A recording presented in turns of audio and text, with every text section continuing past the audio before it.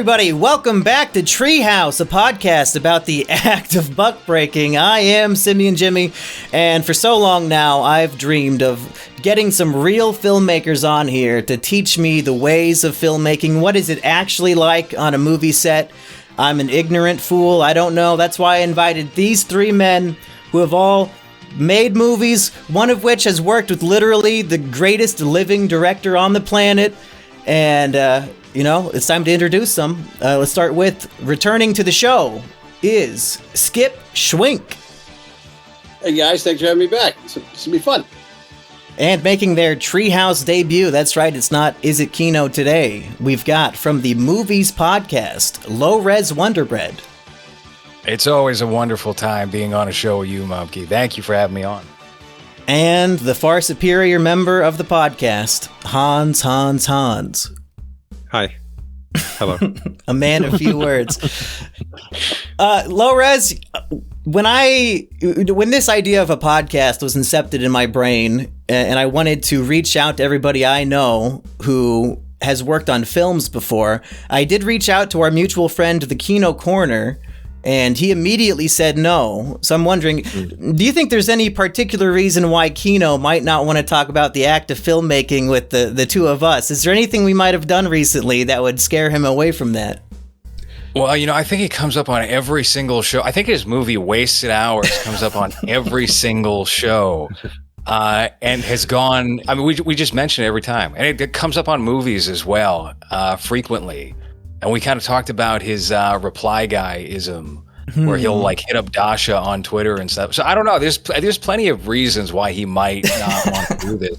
I think he might be more aware of coming across as pretentious now that Wasted Hours. So. Yeah, I just figured it's because we reviewed his movie and bullied him too much. But, there's probably a plethora of reasons involved. There's a lot. And Skip, I'm very excited to have you here again. Unfortunately, we don't have Aggie to keep us company, but we have another bald man. So, hopefully Hans is a good replacement. Yeah. Yeah, glad to be back. Looking forward to it. Aggie's bald? Well, he's pretty much bald. He's getting there? Okay. Let's be fair. So when it comes to my ignorance, I don't know what I don't know. And I'm very curious about how do movies actually get made? So does anybody know where we should begin? Money. Always. Yeah, more or less, yeah. Well, you need the obvious things, the script and stuff like that, but, yeah. I'm jumping in. I don't know where you want to start, but to get a movie made, you mean, okay, let me see if I'm on the right page. You mean getting a movie made where it's like, what story should I write? Or forget that, the script's already there, you're trying to get a movie made now. We could go through the business aspects of it, but I was thinking more of, I'm on the set. What do people who just like to watch movies not realize what being on the set is actually like? Gotcha. And just to be clear, Hans and LowRes here, they recently finished working on and producing an entire indie film. So, you guys probably have a lot of, the lower level experience, and then we have Skip here, who has just been, in all these big productions. Yeah, I was going to say, I feel like Skip's experience is probably much more industry oriented than what Hans and I got up to when we were shooting Mass State Lottery. So it's probably there's probably a lot of overlap there with the experience, but I'm willing to bet it's two different avenues completely. I'm kind of going through that right now with what I'm shooting at the moment, Omega Fish Corp, because we just got a distributor in the mix who's covering all of principal photography. Now there's contracts and everything we got to have a lawyer go through, and it's just ping-ponging it all back and forth, and it's an annoyance, but it's just a necessary step of the process. Absolutely. That's and I've worked on everything from guerrilla stuff. I directed a movie where I had to teach the boom guy how to hold the boom. We didn't have any money, so I've done it from ground level to working with these top guys in the industry. And when it comes down to the essentials of filmmaking on set, you're dealing with the same things. Just depends on the scale of those same things. I would say actually, what surprisingly one of the hardest things about filming when you're on set is sound.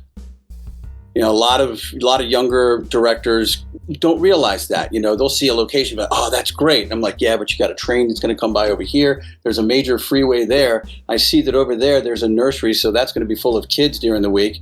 A lot of them won't think of what's around, and you've got to take that into account because let's just say you're filming a scene and you've got a kid in the scene, and that kid finally nails that scene. It's taken a minute to get there. All of a sudden, all these different noises start going off, and you're kind of a little bit screwed. You can mix it out a little bit in post, but audio. I always find audio just to be a real pain. So whenever you can shoot inside and control it, it's just a lot better.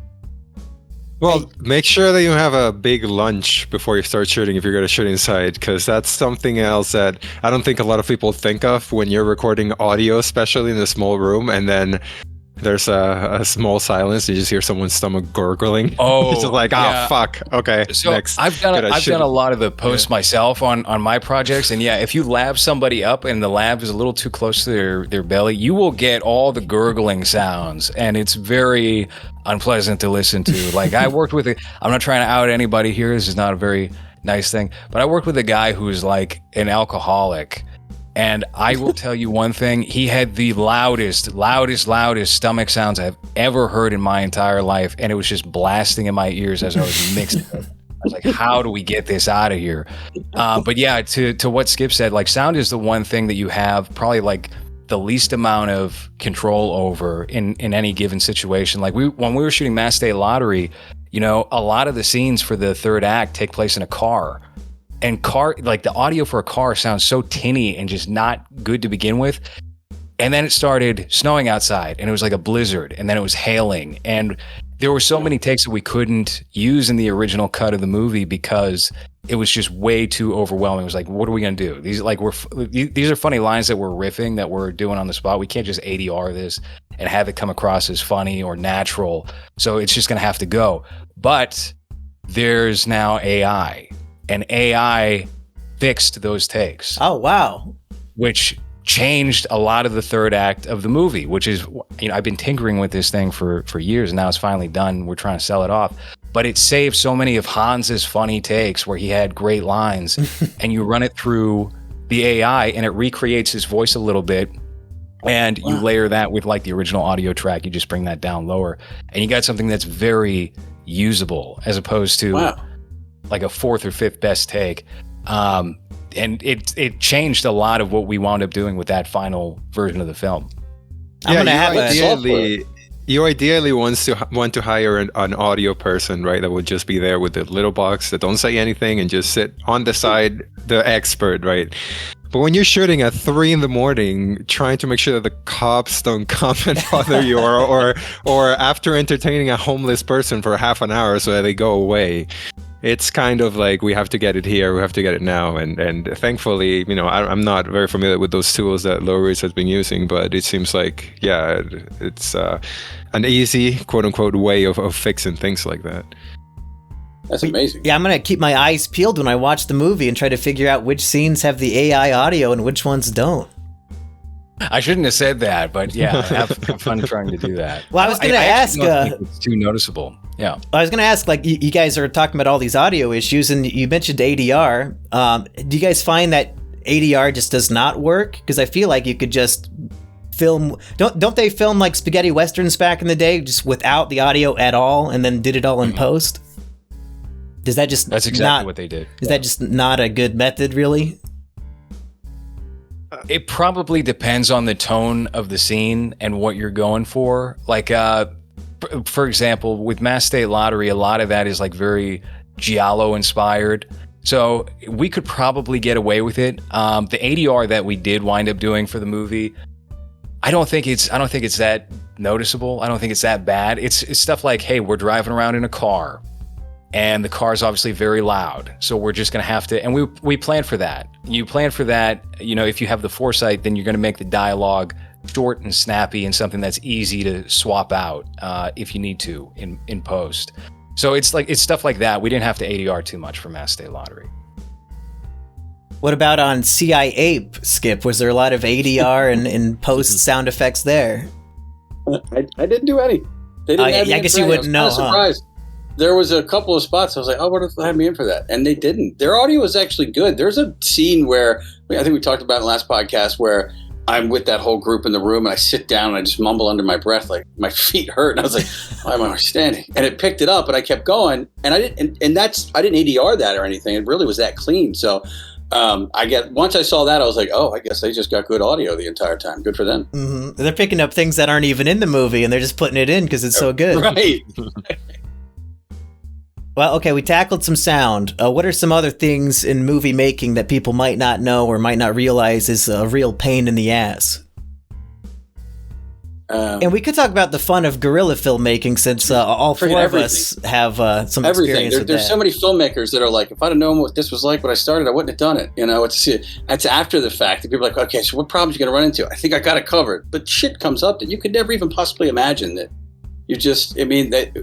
One of the hardest parts is just dealing with unknown variables on a daily basis and trying to overcome those, figure out a way to circumvent them, fix them, whatever you got to do so that you can finish your day on time and get out of there. Because the world that I'd come from was, once you go overtime, you're in overtime. And if you go more than that, you're in golden time, and it gets incredibly expensive. So being prepared for anything, because every movie, anything that's ever been shot, Murphy's Laws happened at some point on that set.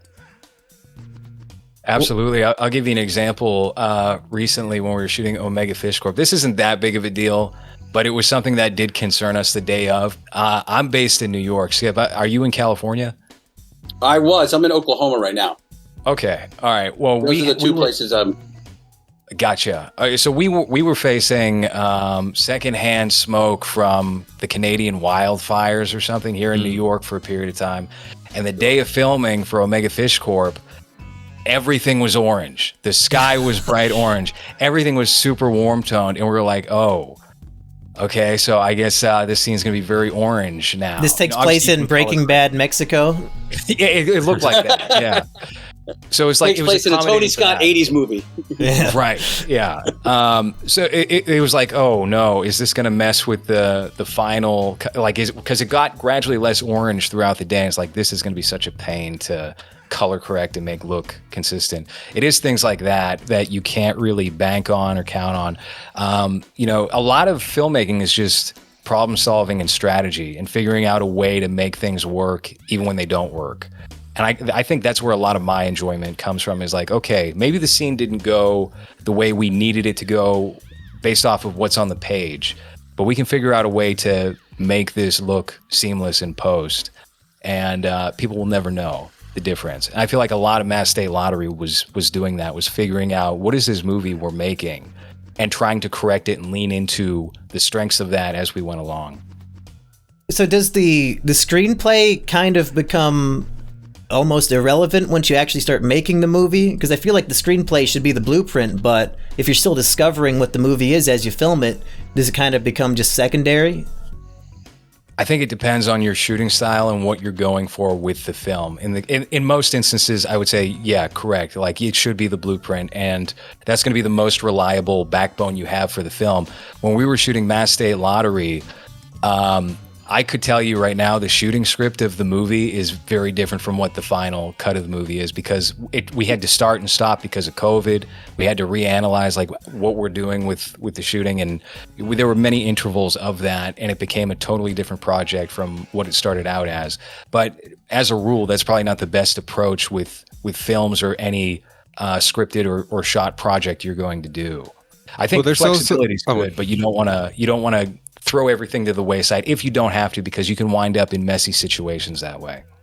I think another thing that's a little bit different about Mass State Lottery too is that this was the first time that we've ever met the group of us, right? So there were things like, well, we didn't know if, even though we do have chemistry when we record the podcast, when you're face to face with someone, you're reading someone else's lines, and knowing if you're even going to have chemistry with the person that you're supposed to be acting with, I'm sure that a lot of the things from the script changed because of that. Also, my accent, like there's some lines that he wrote that I was like, I'm going to have to change that because I can't pronounce the word that way, So little things like that, I think, are always expected to change. But I think my state letter is in like I don't know if I would say different category, but the fact that we're not just shooting it, but we're also acting in it, and there's also, we're taking care of everything that has to do with what's going on.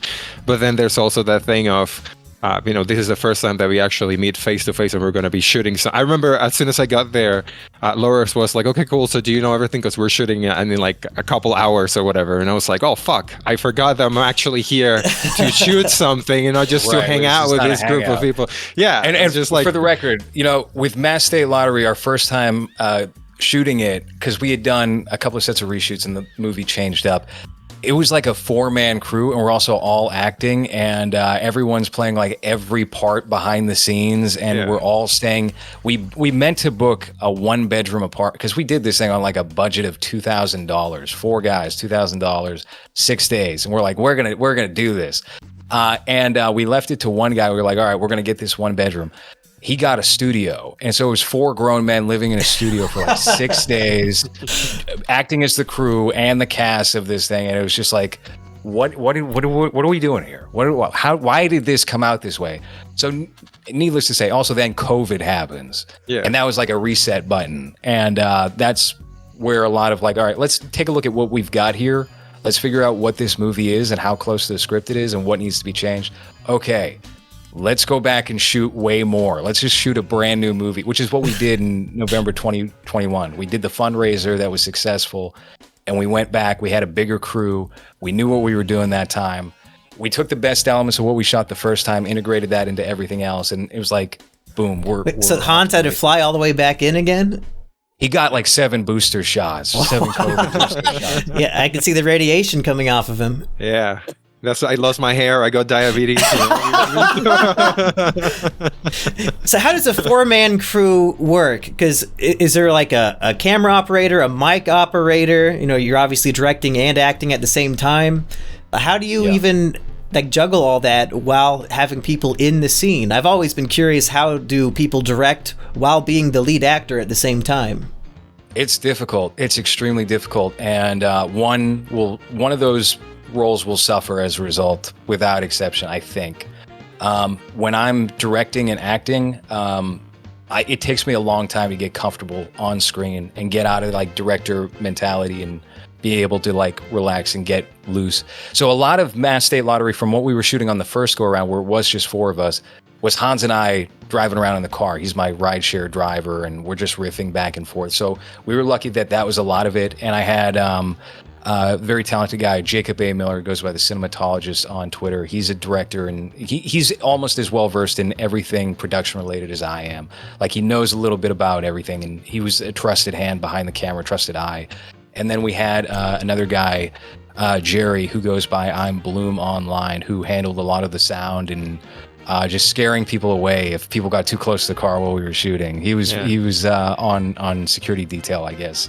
As far as that went. On the home list, yeah. I was driving without a license. Around this, Mac Mansions, houses, just it was as rink-a-dink as you can get with indie filmmaking on that go around, and it was a lot of lessons learned. Now, is that a misdemeanor or a felony to have a foreigner just show up and start driving around? Good question. I wouldn't know. We couldn't tell you. Well, Skip, let's talk about what it's like on a big movie set, because you were recently there for Scorsese's new movie, Killers of the Flower Moon, I believe is the correct title. I mean, what the hell is it like to walk in and like the greatest living director is telling you what to do? It's funny that you asked that, because I went through this thing with that. I was auditioning for a couple of roles in that, and I didn't get them, and I didn't think I would. And I finally hit my agent up, and I'm like, just give me a background for a few days. I just want to go there and watch these guys work. And he did, and luckily enough, they, I guess, knew who I was and pushed me up and actually put me up there with them and be like, no, get up here. You're working with these guys. I'm like, oh, okay. So suddenly out of nowhere, I'm blocking a scene with Leo and De Niro and Jesse Plemons and Brendan Fraser and John Lithgow and Martin Scorsese and me. I'm like, what? How did I get into this room? and then you hear Leo and Martin go, or Marty go, so we'll just have Skip come up. Yeah, Skip, you come over here. And I'm like, these guys are saying my name. I'm here. I'm in it. It was the craziest thing in the world. But that reaction came later, because when I was there doing it, I guess luckily training and experience kicked in because I didn't feel any of that. I was just at work. It didn't bug me. They were all down to earth. Nobody had any airs about them. And I just did my thing and I wanted to be better than them. Crazy as that sounds. And I'm like, all right, I can do this. And I'm watching Leo and I'm like, all right, just snap into it, doing the scene with him. I remember one point I'm the bailiff and I got to go over and get him. And he's not looking at me. He's looking over at the jury and I smack him on the arm and he kind of looks at me surprised. And I'm like, And he's like, oh. I don't think he was expecting it. And I grabbed by his arm, I lifted him up, and I'm marching him past, Lithgow and Frazier, and then De Niro. And I think De Niro's going to be looking at him. And I've told you this story. He's looking right at me. And my brain just went, give it back to him. So I shared a death stare, De Niro death stare in a Scorsese movie, holding Leonardo DiCaprio. I'm like, all right, where do I go from here? What am I supposed to do now? Oh, some dialogue would be good, sure. Yeah, when that trailer came out, I was freeze framing, looking for Skip the whole time. Like, where is he? I need to see him, but I guess I have to wait for the movie. I'm not an influential character to the storyline. But still, if you're in the court scene, that moment was very eye opening to me because I had already worked with Dennis Quaid and Reagan and in Minari and a bunch of other stuff, and had done CIA a while before, so I'd been pretty confident. But I was curious of how confident I'd be around them. Would it feel overwhelming? I felt like I was supposed to be there. And I did my job, and I just stood at the side, kept my mouth shut, did my job. De Niro and I had a conversation for about a half an hour. I knew some of the crew guys, just laid low. Learned so much, but I mostly learned that I'm ready to take that next step because I don't have any nervousness or anything about me when I step on a set of that scale. That was the real test. I'm like, am I going to feel my heart palpitating as I'm walking through here? Calm as a cucumber. And that surprised me. I mean, at one moment I went, do I care that I'm here? I mean, literally, and my brain's just like, no, you're at work, dude. And then that night I get home and I'm just like drinking wine going, what the fuck was today? That was the biggest day ever. So it was really nice to see that me personally inside could handle that level of work. Hans, is that how you felt when you met LowRes? It's like, oh man, I'm so nervous. I can't believe I'm finally here with the man himself. No, I remember thinking, oh, right, I was supposed to read the script in the flight, and I just slept the whole time. It's like, he's like, remember when this happens and this happens? I was like, no, honest, nope, I don't know what you're talking about. I mean, it was I'm not an actor to begin with, so that was an extra layer too. Like, I'm not very comfortable in front of camera, especially surrounded by people you've known through a screen. Like in one of the last episodes that we did of our podcast, we have Ryan Katsu, who says that anyone could do stand up, like it's or whatever. And I have stage fright, and I remember the only one time I ever tried to do something like that, I was in front of 5 of my friends, and I was like, fuck it, I wrote this, what I think is like 5 minutes, so let me do this. And then I drank a bottle of wine because I was nervous in like 10 minutes. So then I could barely speak. So all I did was just read what I had on my thing with no pausing, with no anything. And my friends just kind of stared at me, and I just like walked away. And that was like the only one attempt I've ever had at doing that. And I don't think I could if I wasn't that. Then I think I got so drunk that I ended up taking a shit in his toilet. I don't remember if I could. Hey man, don't feel bad. Don't feel bad. I've done the same thing. So yeah, go ahead. No, go ahead. I guess what I'm trying to say is that it was intimidating, not because of who I was with, but mostly because I was like, I don't fucking know how to act. I don't know what I'm doing here, and I was supposed to read this script that I didn't. So it was a lot of that. Yeah, just trying to like not disappoint everyone, and then pretend that I was better than I was doing. I guess it was a lot of, at least that first trip of trying to do that. You have defined acting. I mean, that's all I do. I just try to figure out what's going on, try to make it seem real, not embarrass myself, and get the hell out of there. Did any of you go to acting school or take any classes, or is it just, acting is pretending to do something and I don't need a class for that? Nope. No, I didn't. No school? No. I studied quite a bit. I did in college, I studied acting, and then in Los Angeles, I studied at Groundlings Improv School, where like Will Ferrell and Phil Hartman and all those kind of people went. And then I also did the program at Upright Citizens Brigade, Amy Poehler's school, where a whole bunch of people came out of. As a matter of fact, one of my instructors disappeared because he got hired by Saturday Night Live as a writer. So it was nice to be there. And then during that, I did a lot of stand-up at the comedy clubs around LA. And that's what I was going to say. I had done, there's 3 rooms to do at the Comedy Store when you're doing stand-up. It's the original room, the main room, and I'm a horrible person because I can't remember the third room in the back. It might come to me later.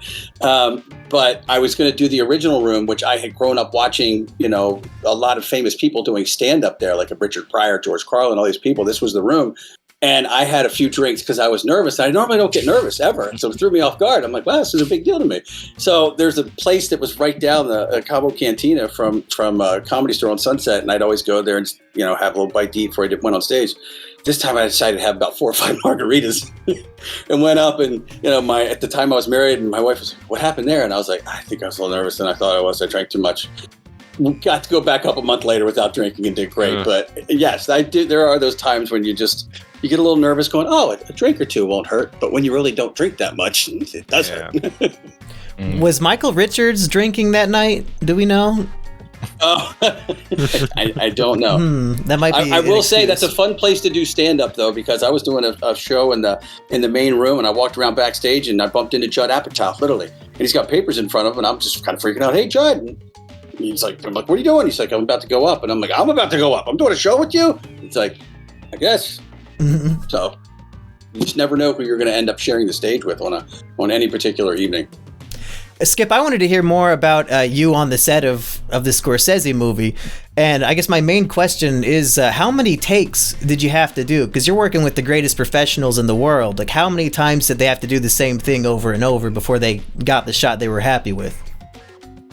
This was a scene that had one of those kind of Scorsese scenes that you'll see in like Goodfellas or Casino, where you're kind of going through them quick. So there's a lot of camera work with the small amount of action that you're seeing. So like whip cameras or craning down real fast or up and things like that. So this scene had that. This felt, I didn't get to read the whole script, but this felt like a moment. I read the book that's going to happen kind of quickly in the story. And what he was like, Leo was sitting there, and the attorney was like, can you point to who you're speaking of?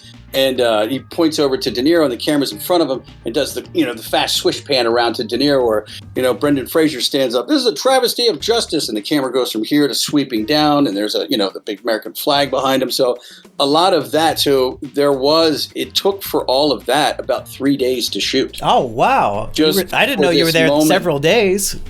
Yeah, that in the movie will probably be, a minute or if that's that. Crazy. And you guys filmed the whole movie in 5 days? Right. Scorsese's taken 3 days on a 1 minute scene. Right. And usually in a big movie like that, like a minute of page usually accounts for like a day of filming, for the most part. That's kind of how you can average it out. But this movie was a $250 million budget, and you saw the trailer. I mean, that's what I was going to say. That's called having a budget. Yeah. Exactly. I just can't imagine, how meticulous does your brain have to be to spend 3 days like doing the same 20-second sequence over and over again? I'd lose my fucking mind. That's just it. When you're on big movies, that's how it's shot. Like those John Wick movies are like, oh, it took us 4 weeks to shoot this fight scene. It's very meticulous filmmaking, and that's where you start to discover, do I love filmmaking, or is this shit going to drive me crazy? Right, and that's what I wanted to dive into with this podcast, is like, if anybody out there watching the show is thinking, oh, I want to be an actor, I want to go to Hollywood, think again. Maybe it's literal torture. It's work. Well, yeah, for actors on big movies like that, it's not that bad. I mean, it's really not that bad. I mean, De Niro and I had a chance to talk for like half an hour, and, nobody was rushing him around anywhere. So once you're there and working, for those actors, like Leo had maybe a handful of lines in character. De Niro didn't say anything during that sequence. It was really Brendan Fraser and John Lithgow and the judge kind of going at it. But just getting all that coverage of those angles, and then the crowd that's in the courtroom, the angles on me when he's calling for me to go over and get him. There's a lot of angles crossing, and you're crossing that fourth wall thing. I shouldn't say fourth wall, but you're breaking the horizon line and doing all kinds of stuff to make something like that work. I think shooting something like that courtroom scene, because of how many different people you're dealing with and emotions going on within that and the angles you need, is almost like as intricate as doing like a table scene. Directors always dread doing table scenes with a lot of dialogue and maybe like a 6 to 8 characters, because there's so many angles, and depending on what's going on between the lines, you need all the expressions and moments and One of the perfect examples of shooting intricate table scenes is if you watch Downton Abbey. Downton Abbey's table scenes are just unbelievable because you're getting the subtle character nuances angled in the right direction, so it's reacting to that character in this angle. I love to direct, but even something like that, I'd be like, I think I'm going to screw this up. There's a lot going on there. So when you go from the creative side, it can get really intricate, and that's why those guys are so good. Like Scorsese, it's all in his head. He has it written down, but it's all in his head too. He's seeing the final cut while he's out there on set.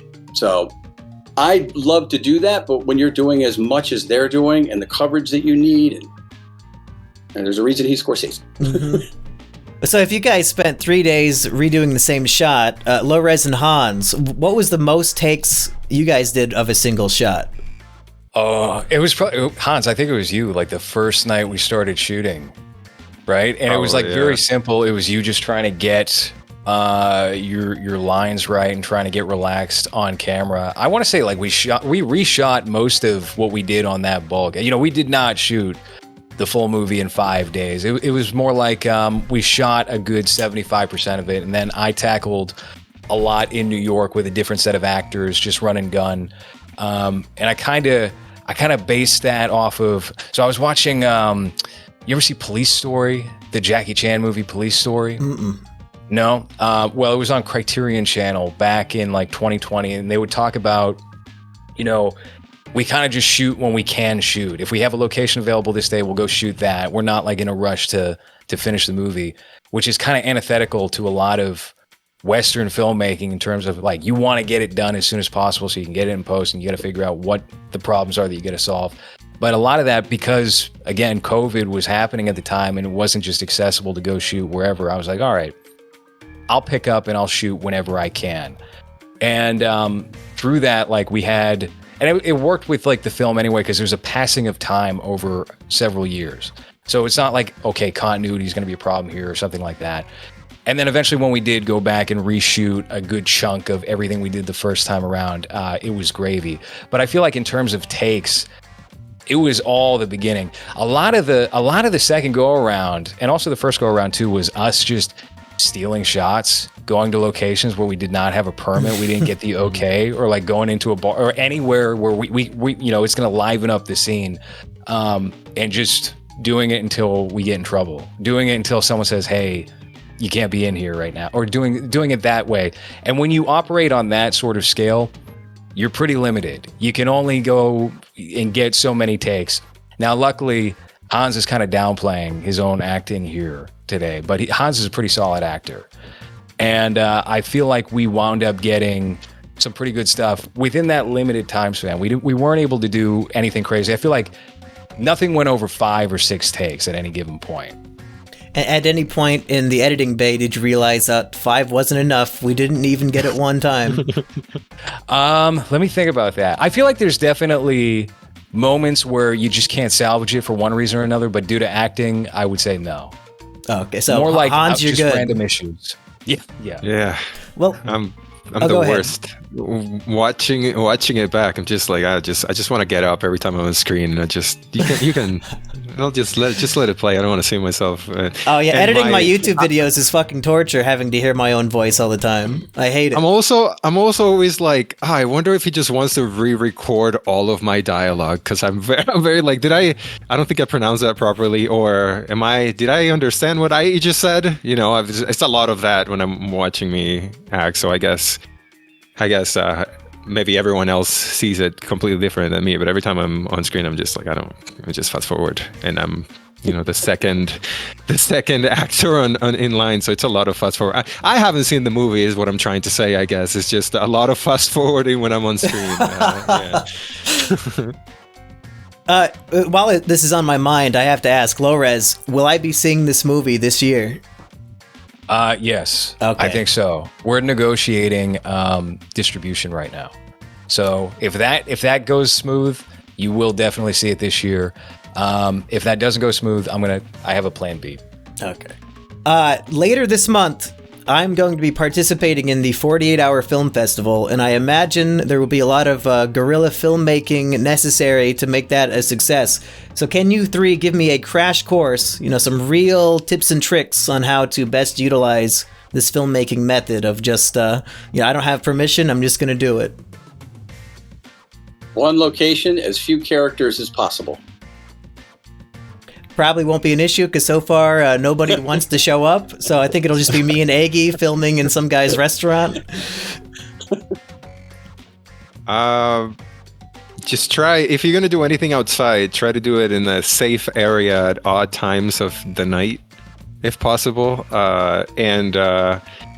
I don't know if you have Dunkin' Donuts where you're at, but that helped us a lot. Just Dunkin' Donuts at 3 a.m. to refuel with a donut that I can't eat now because of diabetes. You know what? It might have been all the donuts that I had when I was up there in Boston that gave me a diabetes.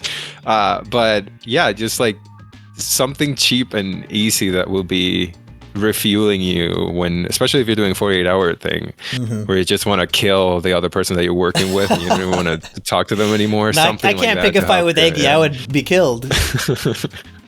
I don't stand a chance. I would say just make sure your audio is solid and you have good lighting or appropriate enough lighting. The lighting is another thing where, if something's underexposed, that's not good. If you get something that's blown out, you can't fix that either. Is that commentary on my lighting on this podcast right now? I'm just you're a little hot there on the side. Oh, I can tell. Yeah, it looks like complete shit. I know. Where are you in Australia? There's a daylight coming. You're in the sun. I'm in that Omega Fish Corp scene. Yeah. We got toxic air yet again, so I'm just waiting and we're picking up shooting on the 7th, so it'll be hopefully nice and orange when we get going again. Now, I did let my Discord know that I would be talking to you gentlemen about the act of, or the art of filmmaking, and they did submit a bunch of questions. Now, we can dive into those unless there's anything about filmmaking any of you wanted to, go through real quick in case we, didn't get to it yet. Go to film school to make the contacts. That didn't work for me. I did that. Go to USD or UCLA or NYU. Okay. If you can't get in there, it's some type of film program or anything, affiliate program to make some contacts, because you can learn enough in film school to, all the technical stuff, but whether you have talent or not, that's a given. But if you want to advance fairly quickly, that's a route to go, to meet people, to get your work seen, what you're doing in school, to real people. It helps. It helps. Because everyone's like, you don't have to go to film school, you can learn online. And of course you can. You totally can. You're not going to have many contacts by the end of that probably, but you might. Yeah, that's what they told me about college, and then I was so antisocial and autistic, I didn't network with anybody, and now I don't talk to anybody I went to school with. So. Well, that's true. You do have to do the networking. Yeah, you have to be like a friendly, sociable person, so, I might be out on that one. I think a big thing that will help inform you as a director is learning how to edit. If you can do everything yourself or learn enough of every single facet of filmmaking yourself, you're going to have the foresight to see problems as they come up and be able to navigate that. And also just, again, learning how to edit will help you compose shots.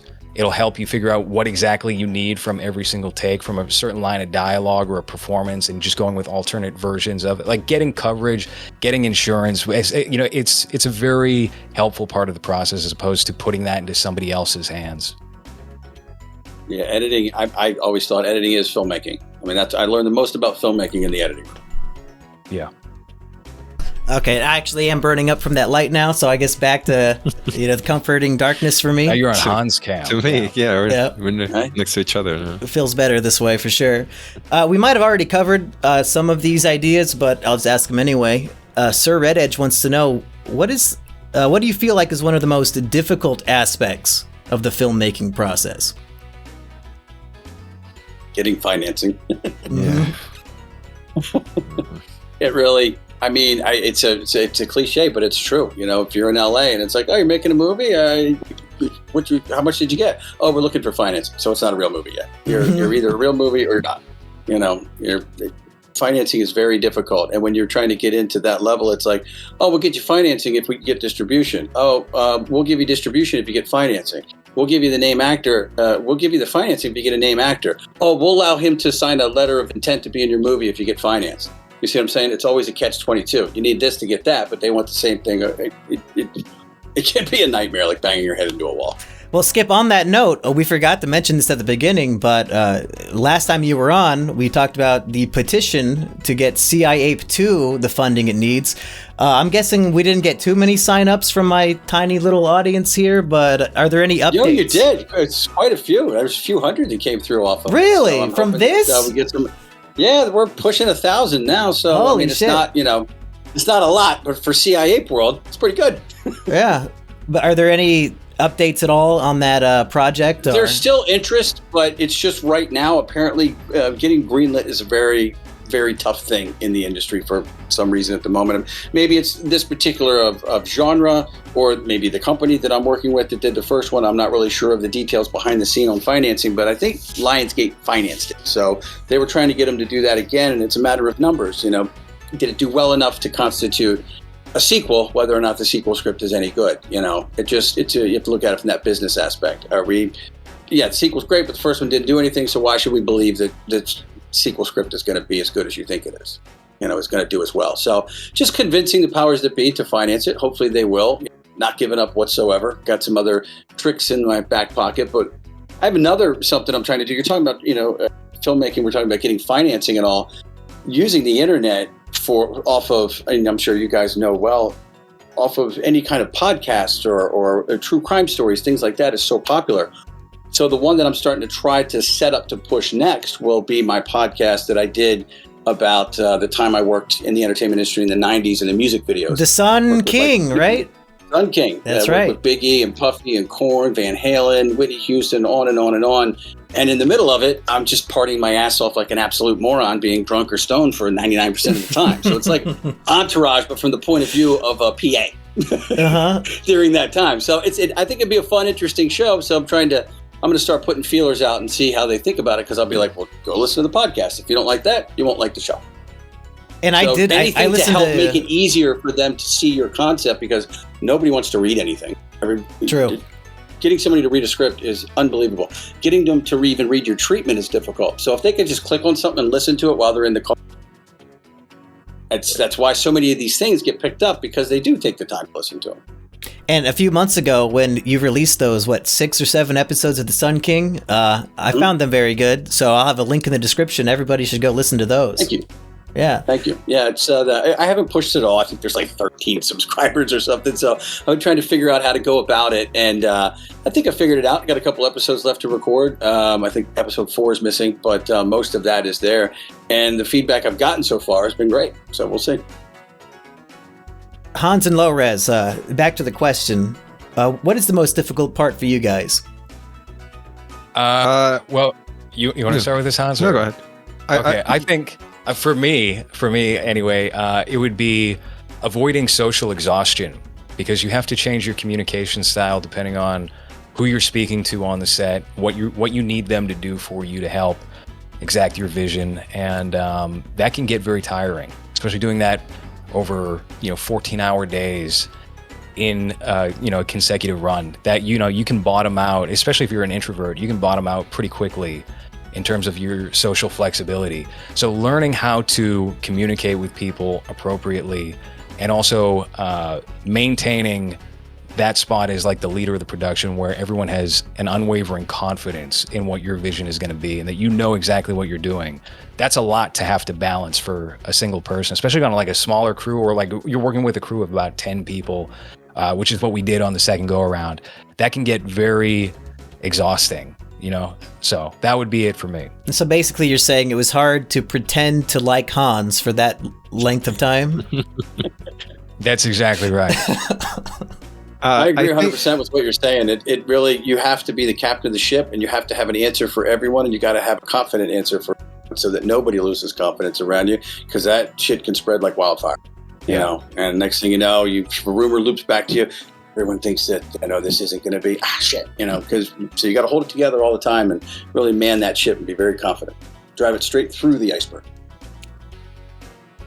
Yeah, I think if you're just starting and you're just doing like no budget things, a very important thing to do is just have a crew of people that not only trust you, but are also willing to just do whatever is needed for the job to get done. something that, and when I was in film school, I'm sure that they do this on purpose, is that they would hire very difficult actors to work with while you're still a student, so that they test you into the type of personality you have and the way that you're going to handle someone like that. And depends on your personality type. There's some people that are just going to be like, I'll fucking fail. I don't care. I'm not dealing with this, and some other times you have to, either become like their friend or have a little bit of more of a stern attitude. And I feel like if you're just starting, if you don't have that type of experience, it's very difficult to get something done properly if you don't have a team that you trust and have maybe not their full respect. Maybe it's not something that they can give you yet because you haven't shown what you can do. But I think having no experience and then working with a difficult group of people that are not willing to listen to you or try to like undermine what you're trying to do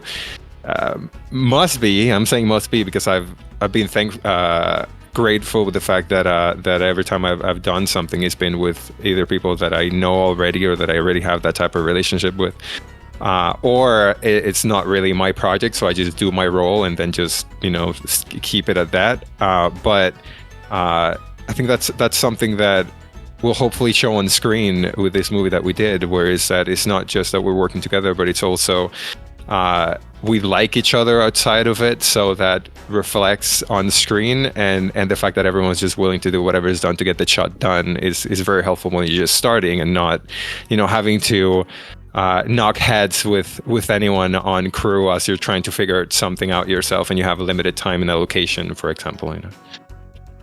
Yeah, Skip, I assume you've had to deal with some prima donnas in your day. How do they deal with that on set? There's been times where I was the prima donna. Really? Do you want to tell a story? No, I'm kidding. Well, I mean, I've directed quite a bit, and I can. There's times when I've gotten fired up and yelled at my first AD, but typical day on set, you just, the first AD is always going 1,000 miles an hour and yelling, and sometimes the director's like, no. But I didn't run into anybody that was really that bad, that was a famous person on set, that was a diva or anything. They're all really pretty nice. I saw things transpire in front of me that I wasn't involved in, but being part of, the crew where I was, it was okay, that's happening right now. That seems a little dramatic. But it's always the people kind of a step down from the famous person that kind of had attitude, and I'm just like, why are you instantly mad at me? I don't even know you. But nothing. We talked before, and you say, look back at the industry with rose-colored glasses. It kind of feels like that, but at the same time, when I really stop and think about it, I'm like, I didn't run into any celebrities that were really, jerks to me. My job a lot of the time when I was working on sets all the time in LA, especially through the 90s and the early aughts, was it was second AD before I became director, and my job was to work with these celebrities and help them take care of them, and everybody's really pretty cool. They just wanted to make sure that they were making as good of a project as they could. They weren't too needy. Well, so now I have no advice for when Aggie's really up to no good on the set. I don't know how to rein him in. But then I was lucky. I was working on A-list stuff. I heard that working on B movies and stuff could be a little edgy. I feel like A-list stars, I'm always hearing, that famous Christian Bale thing and stuff. I didn't run into it. I'm sure it was happening, but I was lucky. I guess I bopped and weaved out of that one. But we all agree Christian Bale was in the right on the set of that Terminator movie, right? Oh, yeah, 1,000%. When you're in the middle of a scene and your actor's nailing it, you don't just get up and adjust something. You wait until it's done. Yeah, what happened? The lighting guy walked into the scene or something. He did something stupid. I'm like, dude, I'm in the middle of this take, and I'm knee deep in this character. What the fuck are you doing? I'd be just as pissed. I really would. What movie was it too? Was it American Hustle where he's fast? Terminator Salvation. Oh, right. Okay. Yeah, that's a movie worth getting upset about. Christian Bale to this day is like, that fucking lighting guy ruined that whole fucking movie. Let me tell you something, mate. Before he came along, that movie was going to be a fucking massive. Could you imagine Brendan Fraser when he's in the whale makeup getting pissed at somebody and screaming at them when he's like 800 pounds? That'd be scary. I will get you! Better movie. Later on, I'm out of this. You're mine. All right, he does get Matt once, right? And almost dies. Doesn't he get upset at one point and almost has like a heart attack or something? That's probably, I couldn't see the movie because my tears from laughing so hard were in the way at that point. A very funny movie. I think we all talked about that before. But next question from Mr. Coffee. And we did talk about AI a little bit and how it assisted LowRes' film, but here's more of a dark AI question. What are your thoughts on AI slowly but surely making its way to the entertainment industry? Do you think it's gonna replace workers in the industry? Yes. I think all of those Netflix shows that are like reality, with like the Cake Show and all those shows, why do you need, I think we mentioned this in the last episode we recorded, why do you need 8 people writing that show? You know, and I know that that's what they're striking about right now. Just have AI write, is this Cake or whatever that show is called, and would anyone really tell the difference? I think for shows like that, I'm sure just money saving wise, because the jokes they write are corny on purpose, you know, so it's not something that you need a very talented group of 8 people writing puns about, you know, what is it, frosting. So I can imagine, you know, for money saving purposes. Well, for a that, Netflix reality show, dog shit is going to be dog shit regardless of who's writing it. But if all the writers are striking, are they going to try to replace them on prestigious TV and film? Tough. I think we're far away from that. I mean, look at AI illustration and AI makeups of, you know, images. It looks really good, and like from the time it was introduced into the mainstream, which was only really like last year, to now, we've seen like huge improvements. But I don't think that's weeding anyone out just yet. I think there's going to be a lot of troubleshooting with this period. It's going to kind of be like clunky and awkward. Some of these companies will absolutely try to do that. I don't know. I don't know if it's going to be successful at the end of the day. You'll probably find it more in non-union projects at first, because they won't have to worry about the rules and regulations, and it's cost effective for, you know, a B movie or lower director and be like, hey, you know, let's get the AI to write it. We'll have a script in a week. We can go make this for $250,000, sell it around the world, and sell it for $500,000. We've made $250,000. There's a lot of low budget producers that, you know, think in those type of numbers, that comes into a very cost effective thing for them because they're outside of the unions. It's unfortunate, and I hope it's a slippery slope, and I just hope it doesn't take. But you have to look at the entertainment industry when you get to a certain level as a business as well. You know, you want to be artistic, and you have to be if you want to be good, but you also have to be smart enough to look at it as a business. And you look at producers that aren't going to have fight the unions. They don't have a lot of money. They can have AI write a concept they have. Maybe they're not a great writer, pumps out a script that they're blown away by. They go and dig up some money and they make it. I can see that probably happening in that realm at first. Didn't a Marvel show use Midjourney or something for an intro? Yeah, they did. Invasion, Yeah. the opening credits of that have Midjourney, and it's like, it looks like early Midjourney. It's not even that good Midjourney. So, but the theme that it picked and the images to go coincide with what the storyline is, I was like, all right, that's pretty on target. It's interesting. Yeah, I wonder what kind of prompt they had to put in. Like, how specific do they have to get? Because at what point will the prompt writers just become the new writers? yeah, I think we're kind of close to. It's going to be an integration more than complete overruling. So when it comes to something like a script, maybe using that as the base or the skeleton, and then going from there with like a rewrite or handling like copy editing or whatever it might be. I think we're going to see a lot more of that in the next couple of years, but I don't think it's going to be like people are getting weeded out entirely just yet. I actually had ChatGPT, I guess, supplement my most recent YouTube video, where one of the characters is my Alexa, who has like been taken over by AI, and I wrote out the script of what I wanted it to say, you know, in essence, and then I copied and pasted what I wrote, and I told ChatGPT, can you rewrite this and make it seem like an evil AI is saying it? And then, you know, that's just what I put in.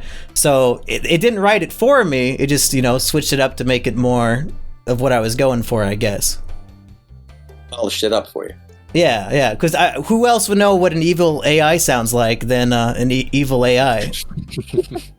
I mean, I think AI has been, for my purposes anyway, very helpful and very beneficial. Not just like the audio that I mentioned before that we were able to recreate, But things like building concept art and getting an idea of what we want to do with shots for this new series that we're doing, Omega Fish Corp, feeding in like actors' images and like typing, okay, and it's a dark office with a red fish tank, and then it generates something. It's like, okay, I didn't think about maybe, composing the shot like this before. This could be interesting, or lighting it in this particular fashion. So I found a lot of use for AI just for those purposes. And then also things like, we have to build a website for this show, the Omega Fish Corp website, where they're talking about the supplements, the fish oil pills. Well, I don't want to write like 4 paragraphs of like, this is our mission statement as a company. Well, let's just feed it through AI. They'll come up with something and boom, we got that. So it's been a good way to cut corners on things like that as well. It's been more helpful for my sake anyway. That's interesting. Using it for storyboarding. That's good. Yeah, that's cool. Any other AI thoughts?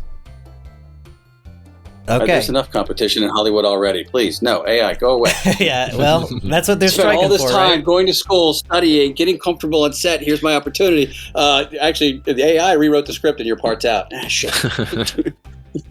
LowRes, I think this is a question for us, really. Yup wants to know, why don't you give up on fictional stories when nothing could ever narratively match reality TV? And thanks to this writer's strike, we're going to get 90-minute episodes of Survivor and Amazing Race, and I assume Big Brother. So, I guess it's halfway good for guys like us who like to watch that shit.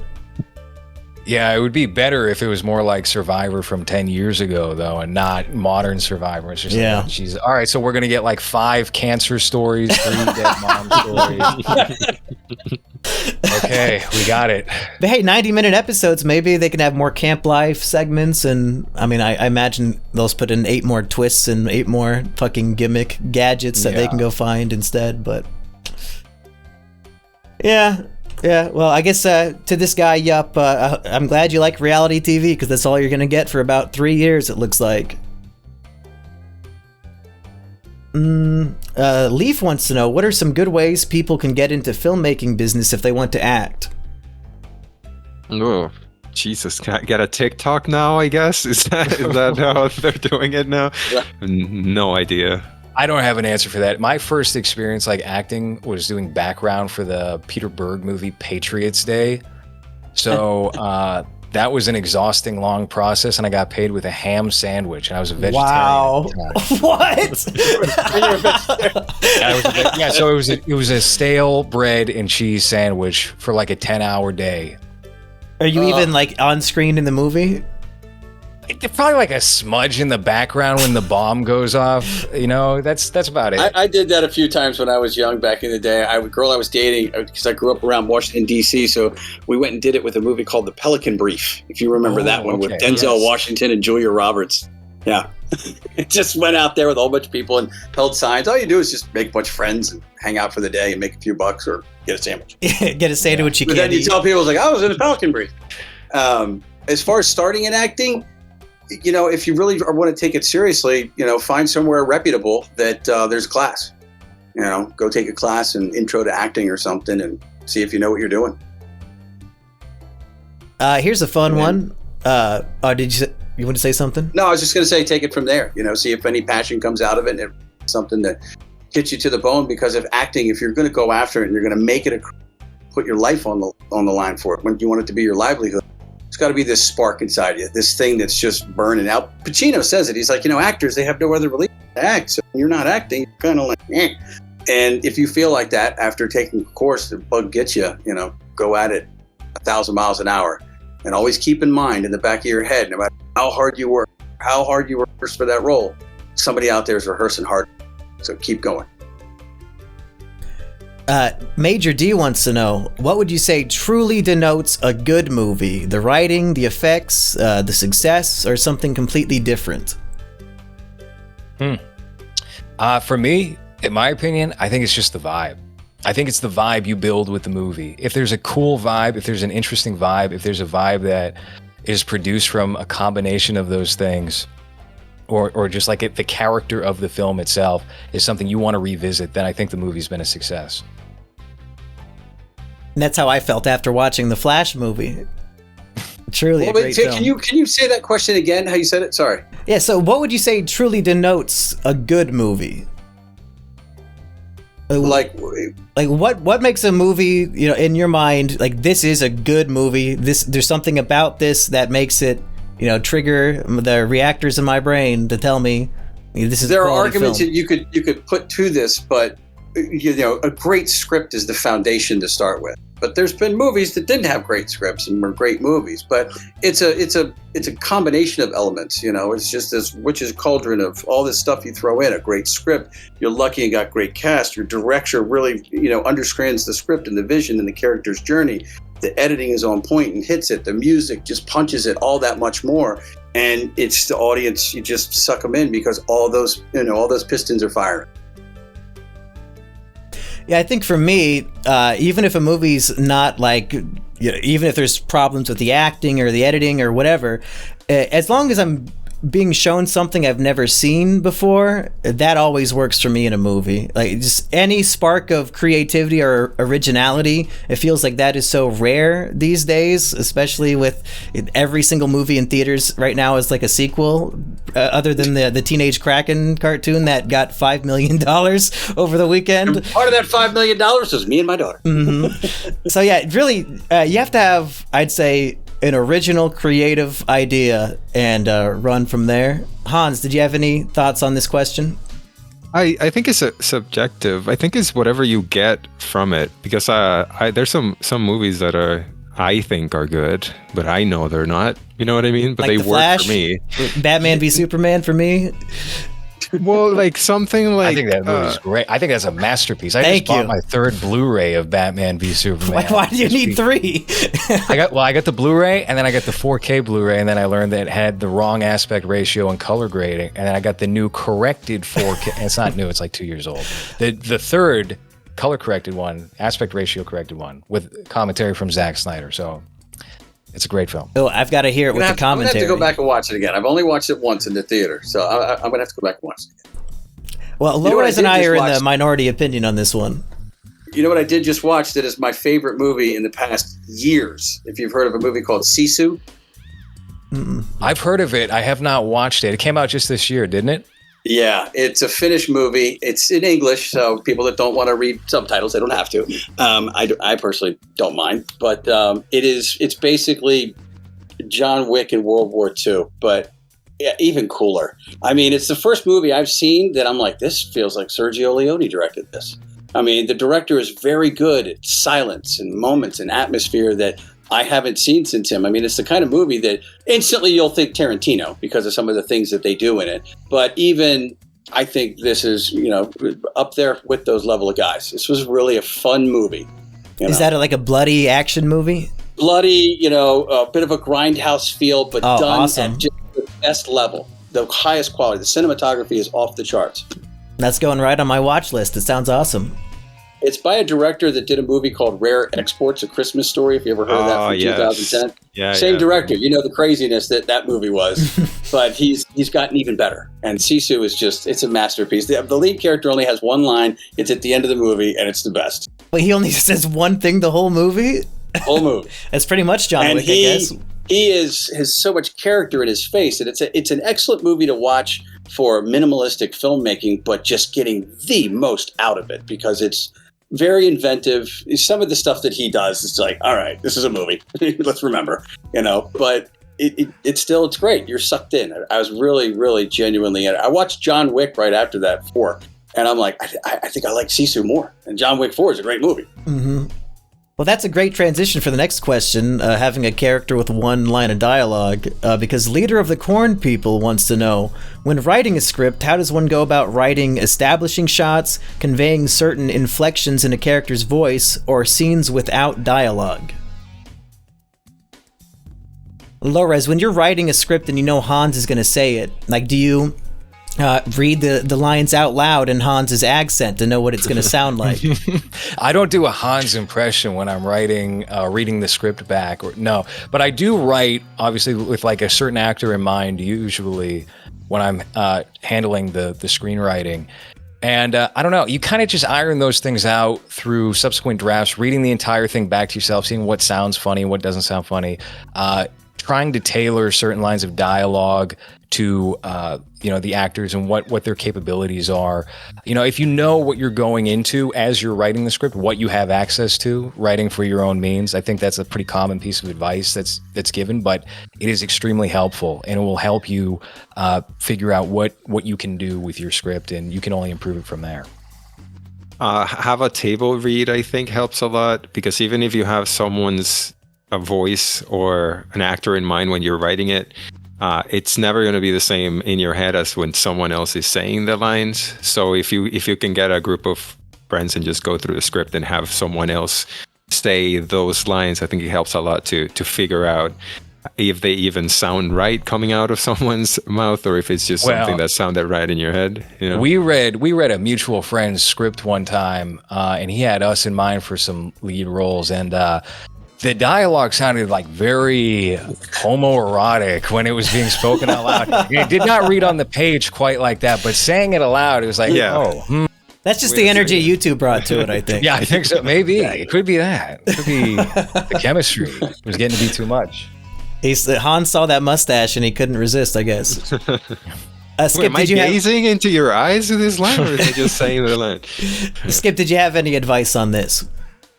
I'm a little older, so I've been writing for a very long time, and I've really gotten very confident at character dialogue.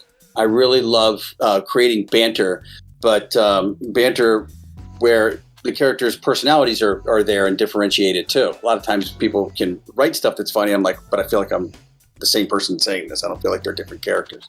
So understanding your character, where they're coming from in the moment, and how they talk, what part of the country are they from? What are their colloquialisms? What's the underlying thing that they're thinking about when this person says that? I love kind of diving into that.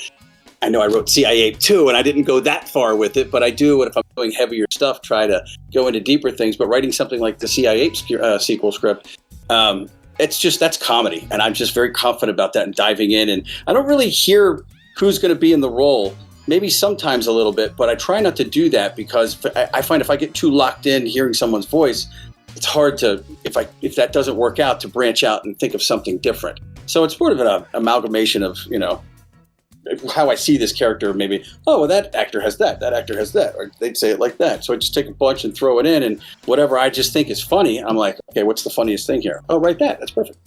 So I've gotten pretty confident with writing dialogue. And I had a lot of advantage to studying it, because I spent many years working as a writer-director doing interactive training films for the military.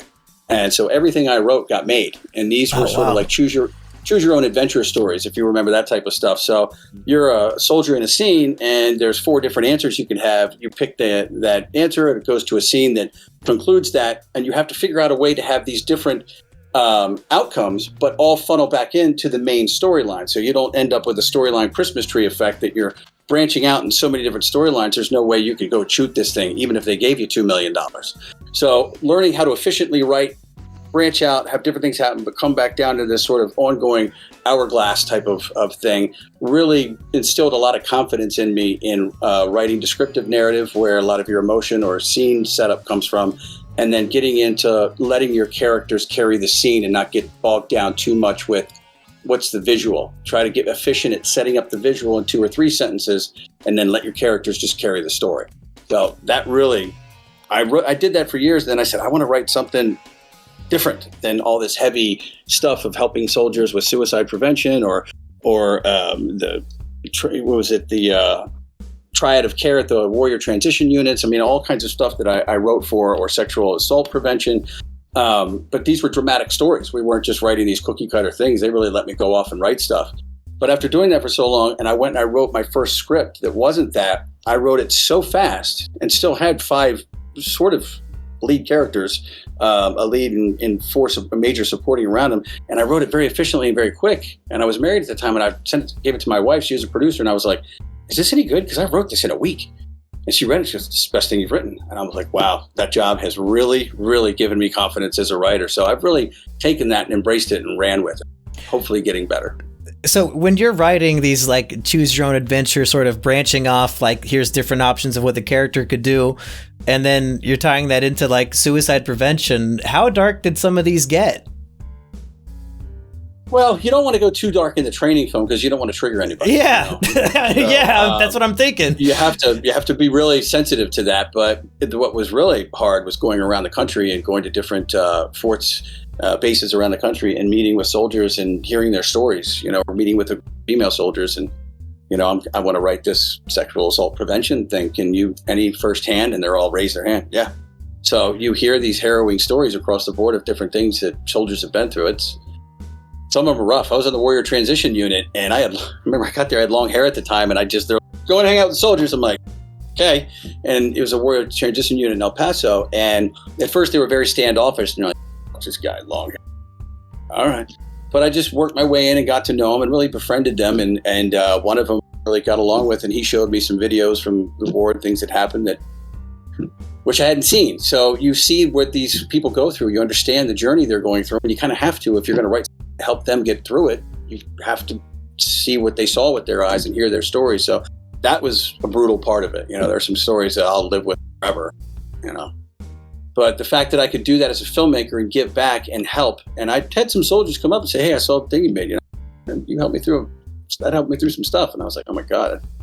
It was amazing feeling that I was like, I never was a stoner living at the beach in California. Now I'm in DC, you know, helping soldiers overcome all kinds of different problems. And it was amazing. And it's a big honor. And anytime that I would ask to do that, no matter where my career went, if I got lucky enough to, you know, make a big name of myself, I'd always go back and help the soldiers. These guys go through a lot. It's a lot. And the families too. I wrote stuff that helped with the families as well. So. And I would imagine in screenwriting, that's probably very useful to just talk to as many different types of people as you can, to pick up on the different types of things people say. Things that, because when you're writing, it's just coming out of your own brain and you only know the way that you speak, probably. So just to hear as many different stories and to hear from as many different people as possible is probably a huge help when, you know, writing a script with 20 different characters. Huge. I mean, I never took notes because I found that when I was taking notes early on in writing, if I was going to interview people, I'd miss half of what they said. And I was like, you know what? I always retain what they said is important. I don't need to write it down. And I remember being in front of a first sergeant one time, very, you know, intimidating man, and he's telling me this real story of what he went through, and he stopped and went, "You're not writing anything down." And I'm like, I am. He's like, yeah, all right. And he just didn't believe me. And we did it, made it, got done. And I bumped into him, some of the soldiers a little while later. He goes, "You did, you listened. I can't believe you actually listened and retained it." And I found I'm much better at listening and looking at the person than spending half my time writing things down. And I didn't record it either. I don't know, but it just seemed to work for me. So yeah, paying attention, listening, seeing all these different personalities and people, how they react, how one person can react to one thing, the same thing another person reacts to, but their reactions are completely different, and understanding why. Mm-hmm. You know, really helps you as a writer. And when you experience that firsthand in front of you, hearing conflicting stories. There was a room of soldiers that were getting ready to get deployed, and they hadn't been deployed before. They were very young, and there were some other soldiers in the room that had been deployed. And they had said, "I just can't wait to get over there and shoot," and you know, whatever. And one of the soldiers been deployed just leaned in and is like, "You know, what the fuck you're talking about? You know, when you do that, and you know, you take a life, that's someone's son, that's someone's, you know, a husband, father, whatever, you know." And all of them were just like, it hit them. They were just like, "Oh shit," because they were going to leave in like 2 days to go over to the Middle East. This was 2010 or 11, so it was. I get a little hyped up thinking about it, probably. Yeah, it's some heavy stuff, Doc. It is to be in front of and hear these guys' stories. I listened to 2 staff sergeants have a pissing contest about who had driven their up armored Humvee, I guess, through more IEDs. how many they had actually lived through. And I'm like, these guys are. This is Rambo right in front of me, twins. Uh-huh. And one of them had like, you know, I went through 17. I can't hear out of this. I'm just like, oh, these guys are way tougher than I would ever imagine to be in my life. LowRes, what is your approach to writing, you know, multiple 3-dimensional characters and trying to get into the minds of people that are just not you? I think what Skip is kind of touching on here is a reason why movies today aren't as good as movies of the 20th century, which is I think filmmakers came from a different place in the 70s, 80s, and before then, where they're taking a lot of their own life experience and people they know and pulling that into their script, as opposed to being movie fanboys and going like, oh, I really love Train Spotting from 1996. I want to make a movie like Train Spotting. I want to make characters like in Train Spotting. And I think you get a lot of that now, where the movies feel like regurgitations of better movies from the past. And so something I do try to keep in mind, similar to what he was talking about here, is if I have a particular character in mind, whether there's like an actor or somebody I want to put in that spot, I will usually use the basis of that character as somebody I know from my personal life, or maybe secondhand story that I know of. Like I'm working on a script right now for a movie I want to shoot later this year. And there's a character, and the main supporting character is based off of my uncle. My uncle was a crackhead who used to rob drug dealers. He would dress up as a cop and rob them, and he got sent away for a period of time for doing that. And he had a bruised front tooth that allegedly his tooth fell out of his mouth, and he put his tooth back in his mouth, and just like borrowing family stories of that sort of thing. Like, wait, literally the end of the Flash? Yeah, literally the end of the yes. Are you in Boston? Yeah, I see the Red Sox thing. I'm hearing this story, and I'm like, that sounds like a badass Boston guy right there.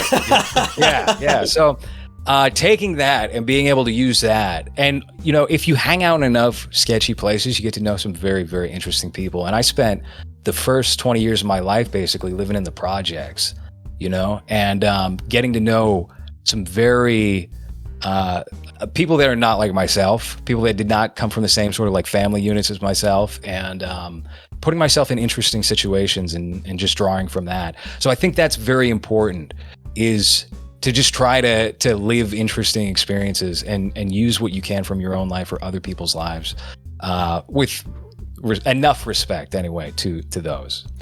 Just go to the shadiest bar you can find in the biggest city in your state, secretly have your phone recording, and just sit there and record whoever's around, and maybe you'll get some divine inspiration from stealing their life story. You'll get some great one-liners. Yeah, for sure. Yeah, why not? Just secretly record everybody you talk to, and just in case they say something interesting. Let's see. We're way over an hour, so I don't want to keep you guys all night, but maybe I'll find one or two more good questions. Sure. Robel wants to know, in the age of political correctness, how has this affected filmmaking overall? I'll say, I feel like I haven't seen a sex scene in a movie in about 5 years. Well, if there's a sex scene, it'll be a guy eating a girl out, because that's the most polite version of any sort of sexual exchange. Yeah, like, don't worry, darling. With some dental dam. Mm-hmm. But are there any other ways that you guys have noticed, the filmmaking industry has shifted, perhaps for the worse?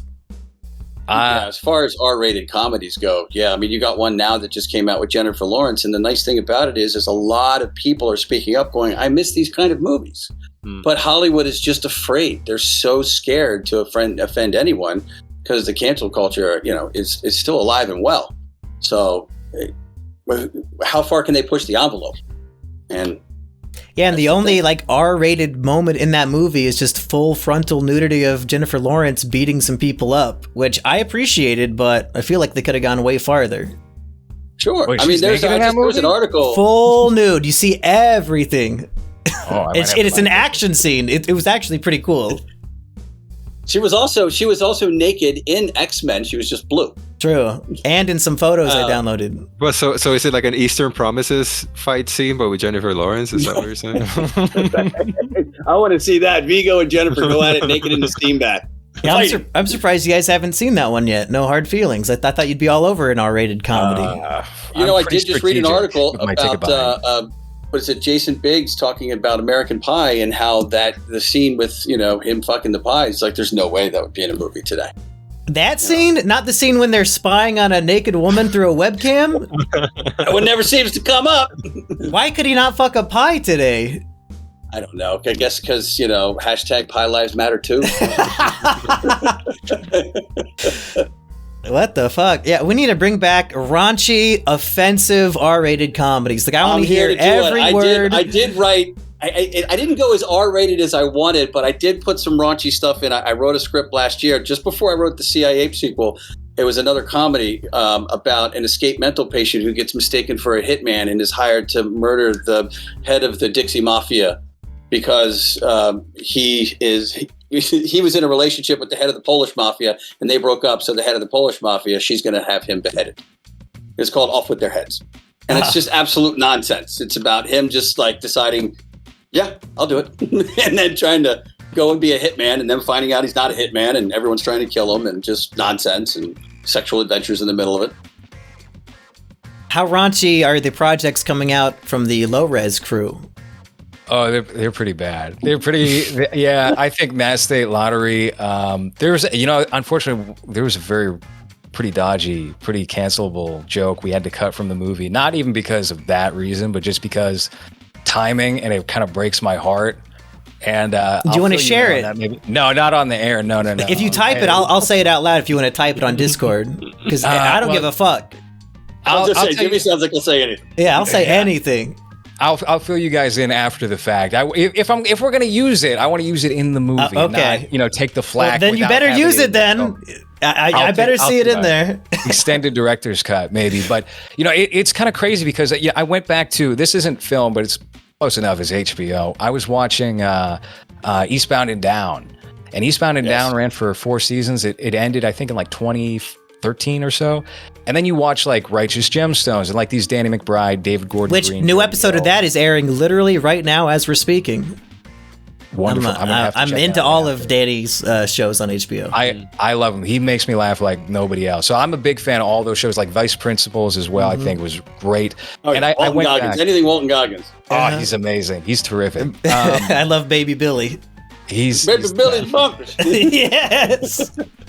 But you watch an episode of Righteous Gemstones, it's probably one of the best comedies on TV, if not the best comedy on TV. And then you watch a season 4 episode of Eastbound and Down where they're on a plantation and they have Stevie dressed up as a geisha, and there's just all this like very cancelable Stevie's literally saying the N-word all the time. They do the movie based on Kenny Powers' life, and they cast a man with Down syndrome as Stevie for the joke. And it's like, you can't fathom that on TV. And that was only like 6 years ago. That was 7 years ago. That's not that far back. So I don't know. I think enough people have to get sick of it. They have to get sick of like, we're strictly relying on somebody saying fuck as a joke. Hey, it's a little boy saying fuck. It's a dog saying fuck. Because I've seen like 7 trailers like that to movies. There's like, that new Will Ferrell movie. A funny R-rated movie. A funny R-rated movie came out a couple years ago. Did you see Good Boys? Mm-hmm. No, I didn't see that. I enjoyed that one. You should watch it. It really was pretty fun. But the funniest part is like the black kid. There's 3 little boys. The black boy. The way he screams. And some of the lines he had are just, when they're in that frat house, and the guy's like, he's saying vulgar stuff, I'm going to fuck you up, I'm going to fuck you. And he's like, I don't know you. It's like, what? Nobody's going to fuck me? I'm just going to sit here and look stupid? Just his lines he would have. I'm like, this guy's funny as shit. But that was a very funny R-rated movie. But again, what you're doing is you're taking junior high school kids and letting them say fucking stuff. It's a South Park thing, rehashing right? South Park, yeah. So nothing like totally over the top creative, like the first Hangover or something. Yeah, when I was reviewing No Hard Feelings, I quoted The Hangover in my review, saying I long for the days of those types of jokes. That when are we gonna get jokes like from the original Hangover again? Just shit that actors would be afraid to say on camera. Exactly. Everybody's afraid. Even my friends that are still doing stand-up are like, it's terrifying. It's just like absolutely terrifying right now. You just don't know what's going to offend someone. So I'm like, yeah, that's why I'm not doing stand-up right now. No. I'm not going to cancel myself before I even really get started. We're approaching a brink where a lot of these companies are hemorrhaging money and they're starting to feel it now. I think like this Indiana Jones movie is going to be a huge box office disaster. And we just obviously, The Flash, even though we like that movie, it seems like most people weren't on board with it. It's already out of theaters, I think. Like it fell out of 3,500 theaters over the weekend. It's going to be interesting to see how Mission Impossible does.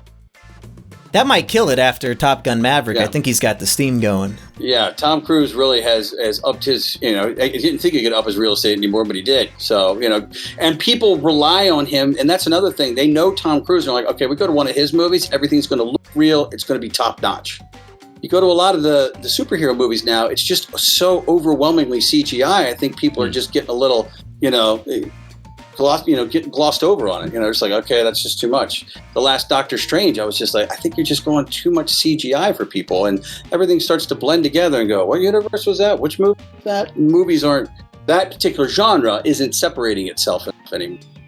That's why Secret Invasion's fun. Get back to that sort of 70s spy thriller feel of Captain America, the Winter Soldier. I thought that was a very good grounded superhero movie.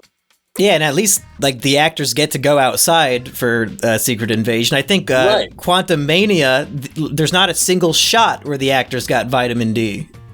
There's also the element of like the effects that they go super heavy on have not really improved. They've come to a standstill. So I was just watching, for example, Superman Returns, the Bryan Singer, Brandon Routh, very forgotten Superman movie from 2006. And I feel like the effects in that movie look about as good as the effects of they look better than The Flash.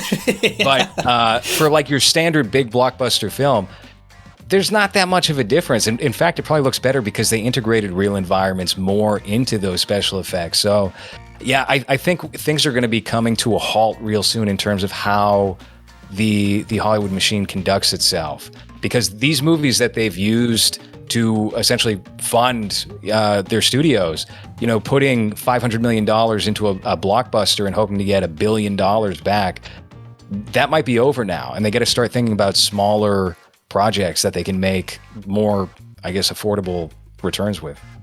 Well, with the Indiana Jones, I'm a huge Indiana Jones fan, but when I saw the trailer, I'm like, why do so many shots look fake and CGI? I can spot it immediately. I just think that turns people off. They're like, if I'm going to spend, you have to think about the cost of going to a movie. When I take my daughter to a movie, I took her and a friend to a movie the other weekend to see Elemental. It was like $80 to go to the 4DX. So you better make the movie good. If people are going to spend $100 to go to the movies, another $100 to go to dinner, maybe drinks, get a babysitter, they're spending a couple $100 to go see your movie in a theater when they could watch it at home for $6, $7 a month. Just wait a few months until it's actually on, TV to do it. How do you get them in there? Show trailers that are so mind-blowing that they have to go see it in the theater. But when it's just overdone CGI that looks kind of crappy, you're not exactly inspiring people to go, spend that much money and go to the movies. Yeah, that's why I choose to remain celibate, so I can afford to go to the movies every week. That's the reason. I'm with you, buddy. LowRes, I did not get a list of all the bad words you made Hans say in your movie. So if we could get, he said all of them. Does Hans drop the hard R in the movie? Mostly when we're not recording it. Hans does not. We did have an actor who said that for his line of dialogue, yes. And I was like, listen, we got to rehearse in this restaurant, so just like keep it down a little bit. And he went like full volume right out the gate. He just completely neglected that. I was like, oh my god, we're gonna get kicked out of here. Was that that Buddy Duress or whatever that guy's name? Oh is? No. He was a treat though. He apparently after we wrapped on him, he stole a bottle of alcohol from the set and was swinging it in the passenger seat of the car and smashed the bottle as soon as he got out of the car. He also told the driver, he was like, yeah, I'm going to Queens. Actually, can you drive me to the Bronx? Which is like an hour in the other direction. And he's awesome. I think he's in prison right now, but he's awesome. I can only imagine why from your story. That is actually all the questions I had from Discord, so we nailed it, guys. We got everything. If we don't have any final thoughts, and in case you do, you can shout them out, but should we do some plugs? I will real quick have a final thought about what is one of the harder parts of filmmaking, and we talked about editing, but watching your first cut is one of the hardest things to do in filmmaking, because you're like, this is shit, I'm terrible, I'm the worst filmmaker ever, I've wasted everyone's time, and sometimes and then you've got to whittle away, and your movie's in there. You just have to get over that first, I've heard famous people, famous directors like, oh, the first time I edited my first movie, I cried. I'm like, what am I doing? I'm wasting my life, and they go on to be huge filmmakers. So that watching your first cut, especially the first time you're making a movie and you watch the first cut, it's a horror movie. I will echo that sentiment exactly. The first time I watched Mass State Lottery, its first incarnation, I was like, "Oh my God, I've got several months ahead where I have to fix this. Jesus, what did I do?" And then, cut number 4 or 5, I was like laughing at the jokes in the movie. I was starting to watch it as a movie. I was like, "Hey, this is working now." And then cut 8 or 9, I'm like, "Oh God, thank God we fixed this problem." And then it's on to the next thing, And thank God it's non-linear editing. Imagine doing that in the 70s and trying to find your movie. Ooh, God. You're losing fingers. Yeah. I can't even imagine how they made movies without computers. Like it's One like of a the- whole one of alien language. One of the best things I ever learned about editing was a quote from Spielberg talking about when Jaws was being edited. He goes, "I go in the editing room," and I can't remember the editor of that movie, what her name was, but there'd be film everywhere, and I'd go in, and she'd be doing it, and she taught me editing. Like, she'd say, "Okay," I'd be like, "Okay, let's cut there," and she'd be like, she'd go another 3 to 5 frames and go, "No, let's cut there." He's like, "Well, what's the difference?" And she'd let me put it together and show you and see, like, wow, just those few frames made all the difference in the world. That understanding that about editing, that's how meticulous that it is. But if you are that meticulous about it, it just makes it so much better. Because editing, you can have the greatest script and the greatest performance in the world, but if you get into the editing and you don't edit it right, it's going to be a piece of shit no matter what you do. On that note, not to be gay, but I have a fortune cookie fortune here that I like to look at, and it says, "Great things are accomplished only by the perfection of minor details." And I think about this anytime I am in the editing bay. I'm like, this is driving me nuts right now, but I have to get rid of like these 3 frames here, so completely agree. I had some actors show up. I was directing a movie, and they're like, "Can we come to the editing?" I'm like, "It's nothing to do." And I'm like, no, we want to come. I'm like, "Okay." They show up, and literally 15 minutes into me just kind of doing my thing, I'm like, "So is this it?" And I'm like, "Yeah, this is editing." And they're like, "See you at the premiere." Well, guys, I dreamed of doing this podcast, and thanks to you, my dream has come true. So thank you all so much for, enlightening me on a process that I'll never get to be a part of because I have no talent or skill in any way. But is there anything you guys would like to plug here at the end of the show? Hans, you start. The trailer for the Mass State Lottery that came out like 6 months ago. When did that come out? Yeah, about that. Yeah, I'm sure we've got, Monkey put it on the description there. Sure, yeah. That would be great. That would actually be very great. Movies, podcast by the Act of Cinema, Mass State Lottery coming soon. Omega Fish Corp, we're actually going to announce probably this week that it's been acquired by a streaming service, and we're not even done shooting it. So that's is it wonderful. a streaming service I've heard of, or is it one of those like? Oh no, you definitely have not, but they have money, so I like them. They're my favorite streaming service. Yeah, money? Good. All right. They're real to me. Yep, that's right.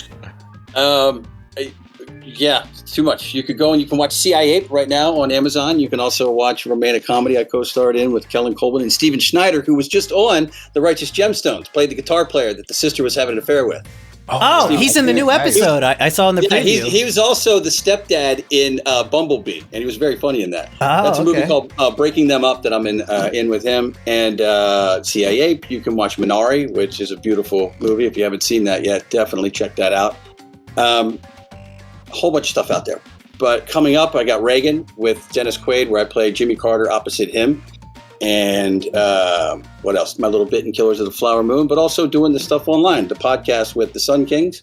If you want to hear just stories about working with some of the biggest music artists of the 90s, like Biggie and Puffy and Van Halen, Will Smith and Babyface, Stevie Wonder, on and on and on, and told from a total idiot, drunken point of view of what I was that entire time, it's really good because it tells all these stories of me working with these people, but at the same time, it's also me in retrospect realizing, look at all this opportunity falling into your lap, but you decided to party it away. Oh. So it's kind of a good learning lesson too, where it's fun stories, but I also realized I was an idiot. I should have paid more attention over here. It's too relatable. It breaks my heart. And then, of course, the CIA campaign, we're not giving up on. It's just kind of starting to kick in a little bit. I'm going to start doing those videos again on the Alpha Dog YouTube channel. Yeah, I've been missing those videos. I was wondering what happened. I kind of took a step back and I was like, you know what? We hit 1,000. I'm going to go nuts and start doing them again. And if you haven't watched them, go to the Alpha Dog channel, and they're just like 1-2 minute videos of absolute nonsense and total fun. All right, boys. We did it. Another podcast in the books. If anybody has a last word, I'll let you have it. Don't shoot movies with Hans and also stay at the same apartment because he has horrible gas and he eats only handicap fries, hot fries. It's probably going to be different this time around because of diabetes. But before that, I'm from a third world country. We don't get the fat treats that you guys get up there. So for the 6 days I'm up there, I'm just like hot Cheeto paste. Yeah, why not? So yeah, it's an enjoyable like a Nerds rope for dinner. You eat Nerds rope for every meal. It's enjoyable for me, not for anyone else. Is that the stomach gurgling you heard in post? It's just no, that wasn't me, but shockingly, it was not Hans. I'll do a last word of giving one more little piece of advice to those people out there looking to be an actor. I just started reading again. I just had a very big audition for something that would be my highest profile role if I get it, co-starring on a TV series with a major star and probably the biggest TV producer at the moment. So please, angels, give me this one. But I started reading Sanford Meisner again on acting. I hadn't read that book since I studied acting when I was young. Any actor out there that anybody's thinking about acting, read Sanford Meisner on acting. And it is really the base foundation that you need to start to move towards understanding acting from just a very simplistic point of view. It's fantastic. Very easy to read, very relatable, and just things that seem so simple that you're like, really? And then you apply it and you go, holy shit, it's right in front of your face the whole time. So it's very, very good. And we're all going to go watch The Righteous Gemstones. So peace, people.